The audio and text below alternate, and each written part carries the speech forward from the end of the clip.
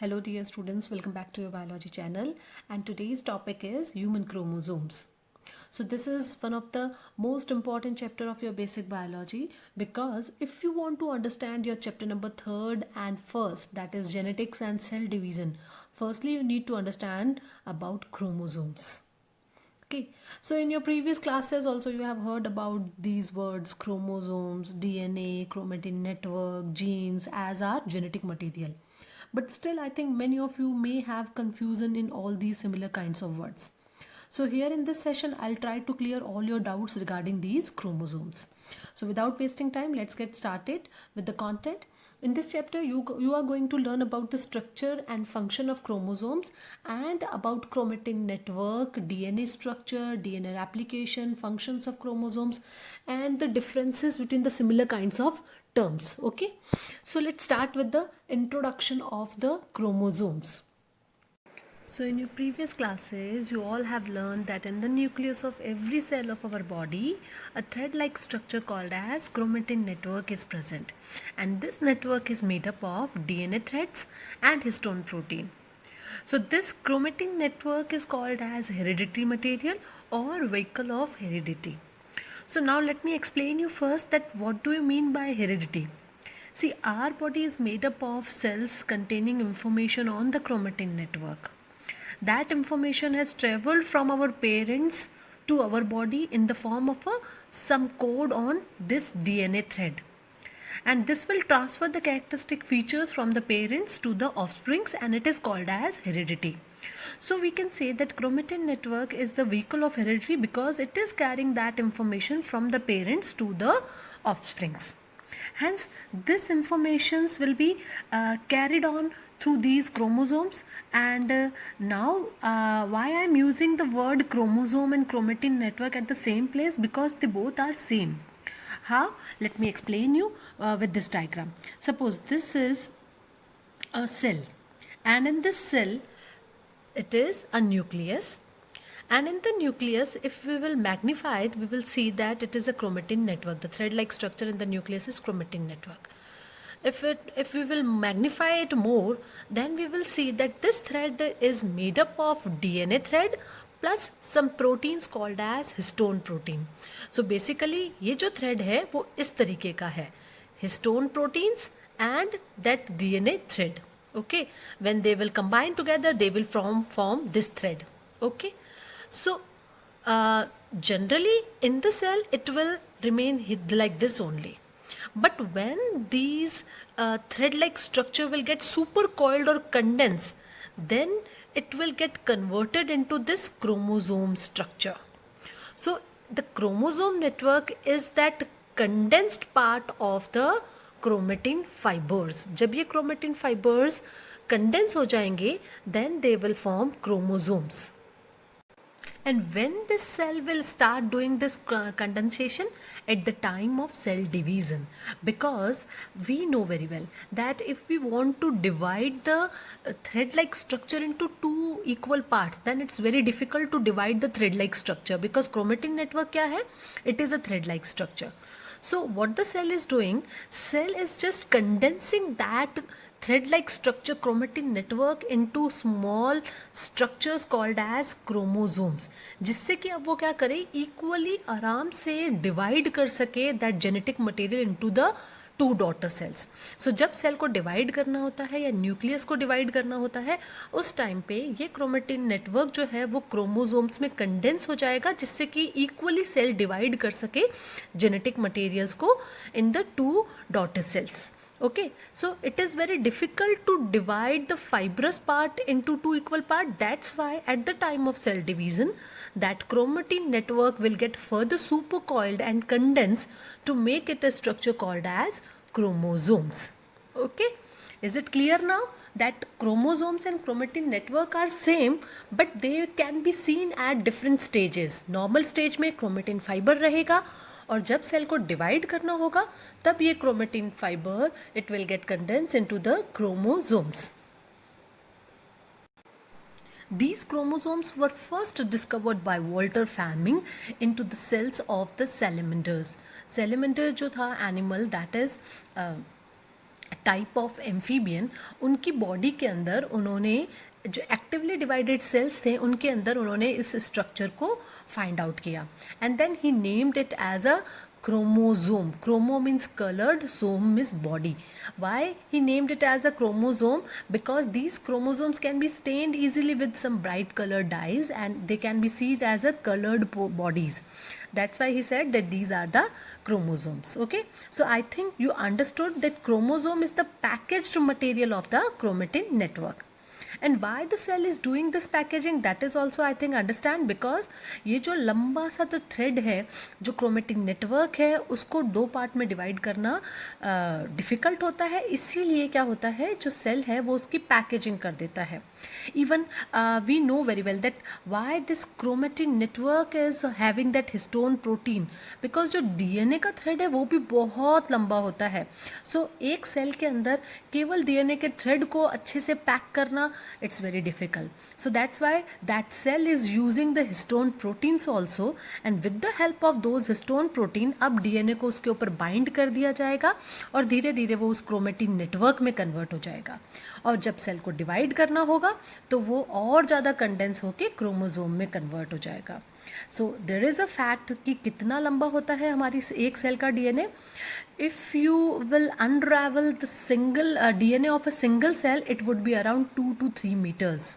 और अगर हम हमारी पूरी बॉडी का जो टोटल डीएनए है उसको अनरावल करें then it will be equal to the 300 times the distance between the earth and sun. Okay, so that's why the genetic material needs a very good packaging in the nucleus of our cell. So we will study that how the cell will do this packaging. Now here in this diagram you can see that first of all we will start with the single thread DNA. Suppose this is that single thread DNA का ये जो thread है जिसके ऊपर सारी informations लिखी हुई है. ओके, सो हमारी बॉडी में हमें बहुत अलग अलग तरह के प्रोटीन्स चाहिए. सो एक पर्टिकुलर प्रोटीन के लिए जो डीएनए का पीस है उसको बोलते हैं जीन. जीन किसे बोलते हैं? Gene is a segment of DNA that codes for that particular specific protein. So DNA तो बहुत लंबा थ्रेड है जिसपे सारी इंफॉर्मेशन लिखी हुई है. ओके, और कोई भी एक पर्टिकुलर प्रोटीन की जो इन्फॉर्मेशन है, फॉर एग्जांपल आई कलर है तो आई कलर के लिए जो पर्टिकुलर प्रोटीन चाहिए उसका जो जीन है, उसका जो प्रोटीन का जो कोड है वो इस पर्टिकुलर एरिया में लिखा हुआ है, तो हम इसको क्या बोल देंगे? That it is a eye colour gene, it is a hair colour gene. So genes क्या हैं? Genes are simply a segment of DNA that will code for the synthesis of a particular protein which will control the expression of that particular characteristic feature in that individual.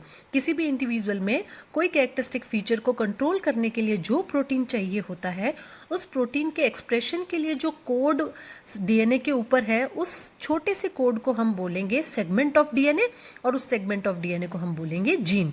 So DNA के ऊपर बहुत सारे jeans होते हैं, सब jeans अलग अलग characteristic features के होते हैं. ओके, सो ये जो थ्रेड है अब इसकी पैकेजिंग करनी है तो इसकी पैकेजिंग कैसे होगी? हिस्टोन के प्रोटीन्स बाइंड होते हैं. सो हिस्टोन के प्रोटीन्स क्या करेंगे? 8 histone proteins will bind together with 1 helix of the DNA and they will form this structure, जिस स्ट्रक्चर को हम बोलते हैं न्यूक्लियोसोम. ओके, ये बन गया है एक न्यूक्लियोसोम.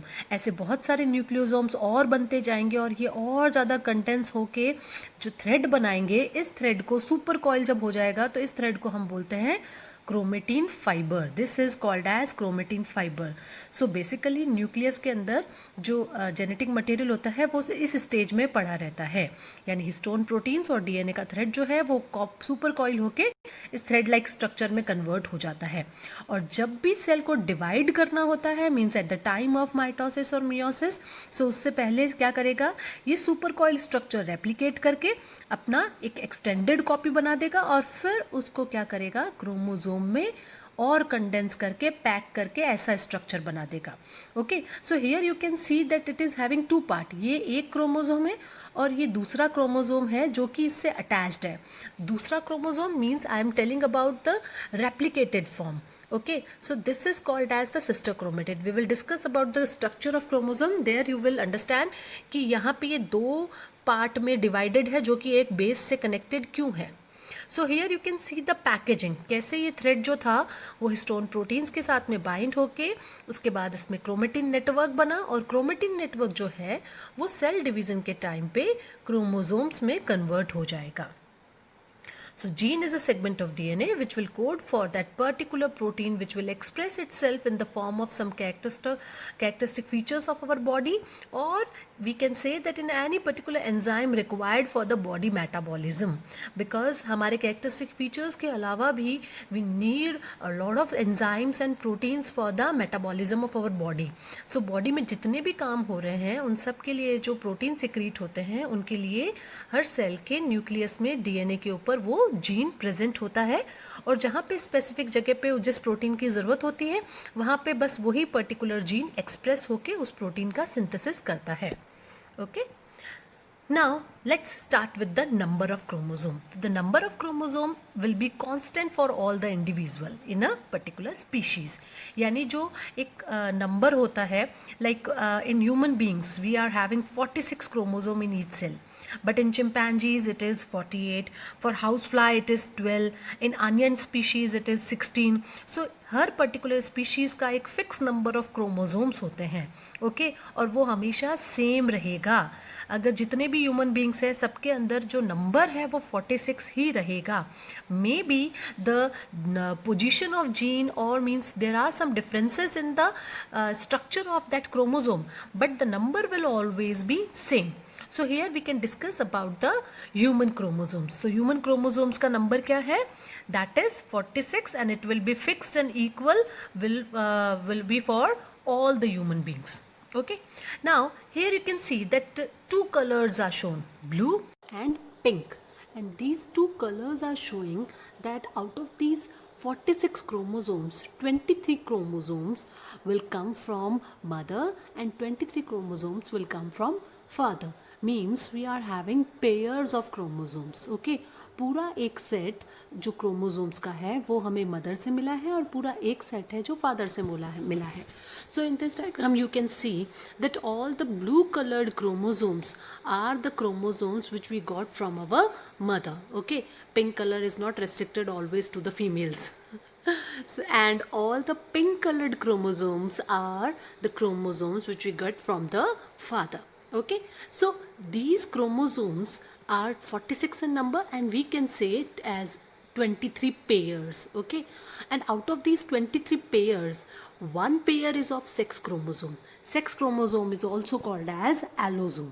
ओके, सो जो टोटल 23 पेयर्स हैं उनमें से एक पेयर जो है उसको हम बोलते हैं sex chromosome. Okay, so that pair of sex chromosome will be XY in case of males and it would be XX in case of females. Okay, so ये जो अगर XX है, so ये जो X है that is the X chromosome of mother, means ये mother से मिला है, and that Y chromosome will come from father. Okay, and if it is a baby girl then that X chromosome will come from mother and one X chromosome will come from father. Okay, so total जितने भी 23 pairs of chromosome है, या हम कह सकते हैं 46 chromosomes हैं, उनमें से एक पेयर होता है सेक्स क्रोमोसोम का, और उसके अलावा बाकी जितने 22 पेयर्स हैं they all are called as autosomes. Clear? So one pair of sex chromosome allosome is there and 22 pairs of autosomes are there. Okay, so यहाँ पे one more thing ये है कि in human males it is XY. So XY का मतलब है कि दोनों ही अलग अलग तरह के क्रोमोसोम है, एक X है और एक Y है. So such kind of sex chromosomes are called as heteromorphic chromosomes because both the sex chromosomes are different. Okay, and in case of females they are XX and both are similar, so they are also called as homomorphic. So human females के जो sex chromosomes है उनको हम homomorphic बोलते हैं, और जो human males हैं उनके chromosomes को हम sex chromosomes को हम बोलते हैं heteromorphic chromosomes. Okay, because human females will produce only one type of gamete. Okay, अब gamete क्या होता है? See, यहाँ पे जितने भी ये 46 क्रोमोसोम है वो हमारी बॉडी के हर सेल में है एक्सेप्ट आर सेक्स सेल्स. हमारे जितने भी सेक्सुअल ऑर्गन्स हैं वो गैमीट्स प्रोड्यूस करते हैं. Okay, in females the gametes are egg cells and in males the gametes are sperms. Okay, so जो सेक्स सेल्स होते हैं उनमें इन सारे पेयर्स में से एक पेयर जाता है. Okay, means they have only one set of chromosome. So जब अगर वन सेट ऑफ क्रोमोसोम आता है सो उस कंडीशन को हम बोलते हैं हेप्लॉइड कंडीशन।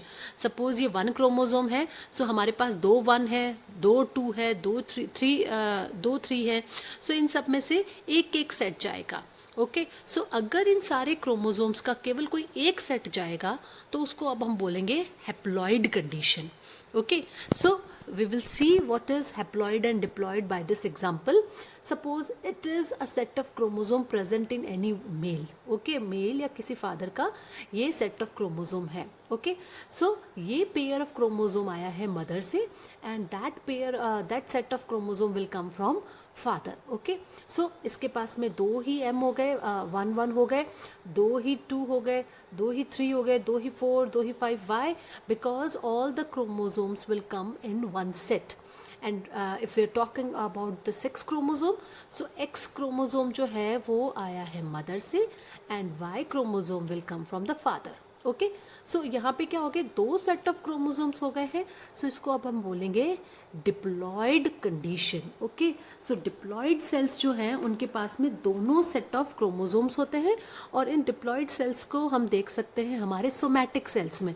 सोमैटिक सेल्स किसको बोलते हैं? Other than sexual cells all other cells are somatic cells, but in our sex cells means जो गेमीट्स है उसके अंदर क्या होगा, ये जो 2 सेट्स हैं इनमें से एक सेट आगे जाएगा। ओके, सेक्स सेल्स के अंदर हैप्लॉइड कंडीशन होती है।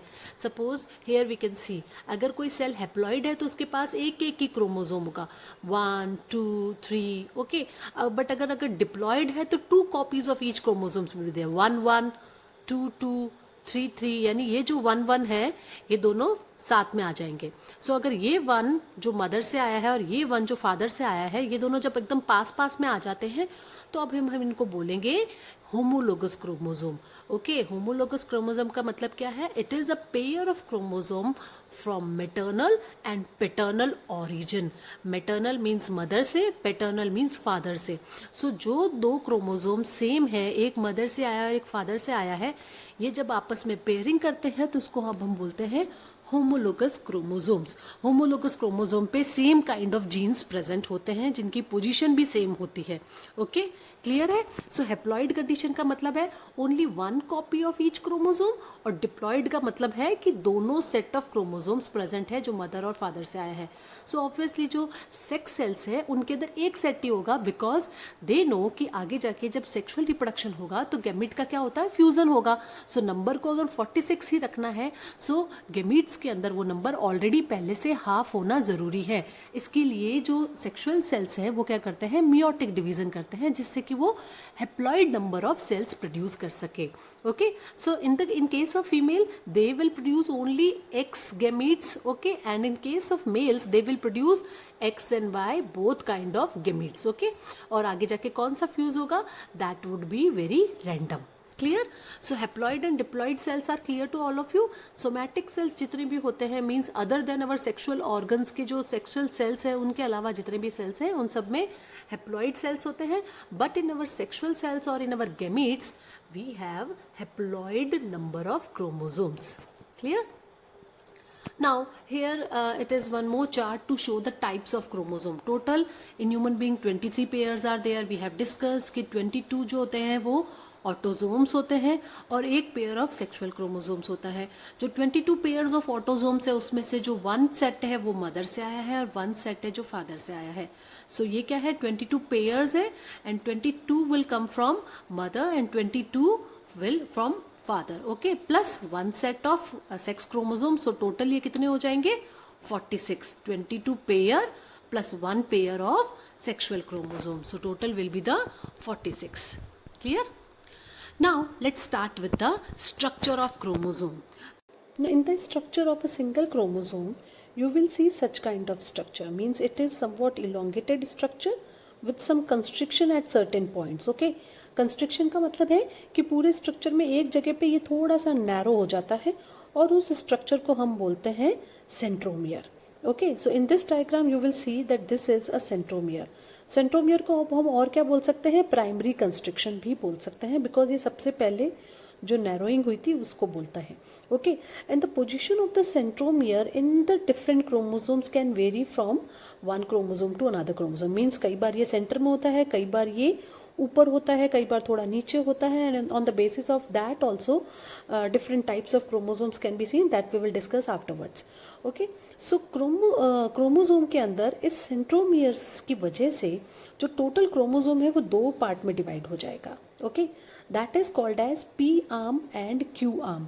पी आर्म और क्यू आर्म का क्या मतलब होता है कि अगर ये सेंट्रोमियर जो है वो कुछ ऐसा प्रेजेंट है कि ये पूरे क्रोमोसोम को दो पार्ट में डिवाइड कर दे और एक छोटी बन जाए, एक क्रोमेटिड छोटी हो जाए और एक बड़ी हो जाए, यानी ये जो दो पार्ट्स में डिवाइड हो जाता है, इन पार्ट्स को हम बोलते हैं chromatids. Okay, that are called as chromatids. So जो छोटा वाला क्रोमेटिड होता है उसको बोलते हैं पी आर्म, और जो बड़ा वाला होता है उसको बोलते हैं क्यू आर्म। ओके, अब इस प्राइमरी कंस्ट्रक्शन के अलावा कई बार क्रोमोसोम के अंदर एक सेकेंडरी कंस्ट्रक्शन भी आ जाता है। सेकेंडरी कंस्ट्रक्शन का मतलब है कि एक और जगह पे थोड़ी सी नैरोइंग हो गई। जो सेकेंडरी कंस्ट्रक्शन आता है उसकी वजह से अब क्या होगा, जो लास्ट का पोर्शन है वो एक बीड लाइक स्ट्रक्चर में कन्वर्ट हो जाएगा। सो उस बीड को बोलते हैं सैटेलाइट क्रोमोसोम और satellite of chromosome. Okay, so secondary constriction का क्या मतलब है कि जो प्राइमरी कंस्ट्रक्शन है मीन्स जो सेंट्रोमियर है उसके अलावा कई बार एक आध जगह पे और एक नैरोइंग हो जाती है जिसको हम बोलते हैं सेकेंडरी कंस्ट्रक्शन। और वो क्या करेगा, क्रोमोसोम के जो दो ब्रांचेज हो गई हैं पी और क्यू आर्म, उन ब्रांचेस को हम बोलते हैं क्रोमेटिड्स। उसके अलावा एक छोटा सा लास्ट में एक और बीड लाइक स्ट्रक्चर फॉर्म कर देगा उसके अंदर, जिसको अब हम बोलेंगे satellite. Okay, so is it clear now कि जो क्रोमोसोम है उसके अंदर एक सेंटर पॉइंट होता है जिसको हम बोलते हैं सेंट्रोमियर। सेंट्रोमियर वो पोर्शन है जहाँ पे क्या होता है, सेल डिवीजन के टाइम पे स्पिंडल फाइबर्स अटैच हो जाते हैं। ओके, और वो क्या करते हैं, सिस्टर क्रोमेटिड्स को साइड या अपार्ट करते हैं। सिस्टर क्रोमेटिड्स क्या होता है, सपोज जो क्रोमेटिन नेटवर्क था उसने क्या किया, रेप्लिकेशन कर दिया। जब रेप्लिकेशन किया है तो ये जो सिंगल क्रोमोसोम है ये अपने पास में एक और सिस्टर क्रोमेटिड बना देगा अपना, जैसे कि जैसी एक और कॉपी। ओके, सो ये क्या कहलाएंगे, ये दोनों कहलाएंगे sister chromatids. Okay, sister chromatids क्या है, they are the replica of each other, यानी एक दूसरे का एकदम सेम कंटेंट है।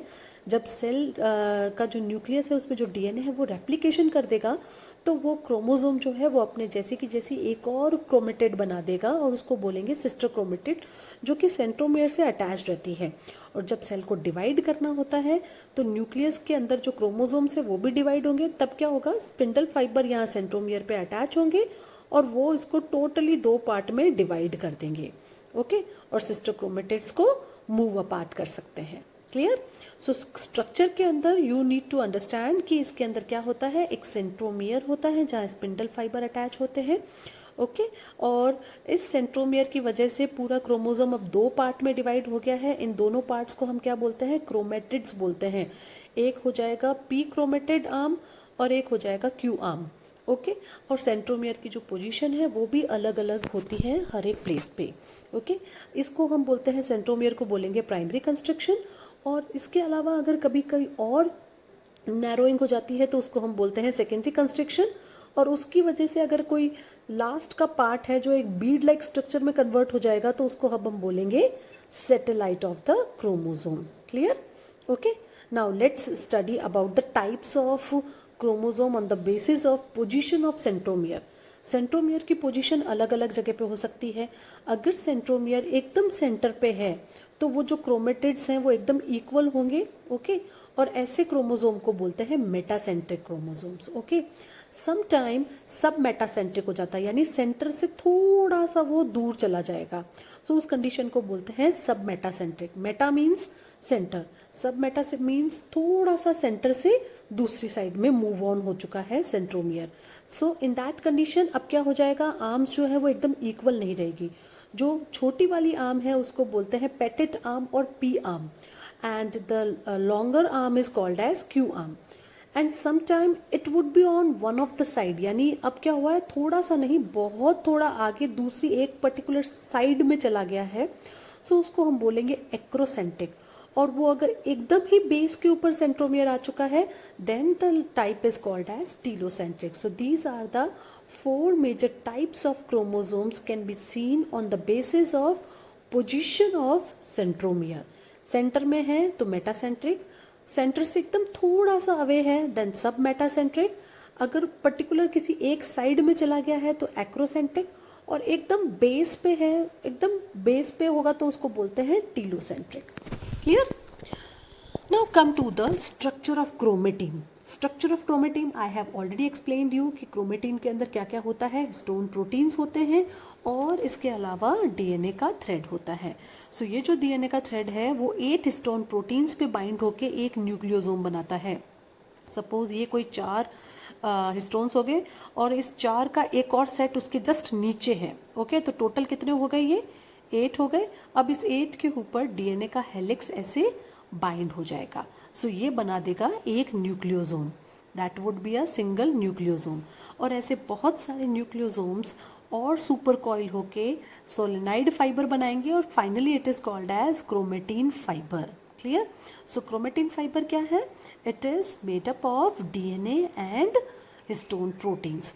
और जब ये क्रोमेटिन फाइबर और ज़्यादा कंडेंस हो जाएगा, means during the cell division और माइटोसिस के अंदर, तो ये इस टाइप का कंडेंस क्रोमोसोम बन जाएगा with its replica arm. You can see here that this portion is a replica of this chromosome. Okay, ये क्रोमोसोम है और इसकी रेप्लिका फॉर्म है जो कि अभी सेंट्रोमियर से अटैच्ड है. ओके, और जब सेल डिवाइड होने लगेगा तब क्या होगा? ये इस सेंट्रोमियर से पूरा डिटैच होके एक आर्म यहाँ चली जाएगी एक डॉटर सेल में और एक दूसरे में. And now they are called as daughter chromatids and finally they can be called as chromosomes. Okay, clear है? सो क्या होता है कि जो सिंगल क्रोमोसोम है वो डुप्लीकेशन करके सिस्टर क्रोमेटिड्स बना देगा जो कि अभी सेंट्रोमियर से अटैच रहती है. माइटोसिस के टाइम पे ये जो सिस्टर क्रोमेटिड्स हैं ये एक दूसरे से अपार्ट हो जाती है, मींस डिटैच हो जाती है और एक एक डॉटर क्रोमेटिड्स बन के अपने अपनी डॉटर सेल्स के न्यूक्लियस में चली जाती है. Clear? So we can say that the chromatin is just network of DNA and histone proteins and the chromosome is that condensed part of the chromatin network. Clear? So in this diagram also it is showing the same thing. Next is structure of DNA. So that I'll try to complete in the next video. Otherwise the video will become very long.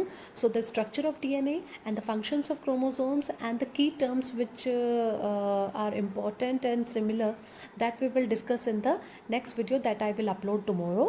Okay, and what we have discussed today, just revise that portion from your book and ask me if you have any doubts. Thank you so much.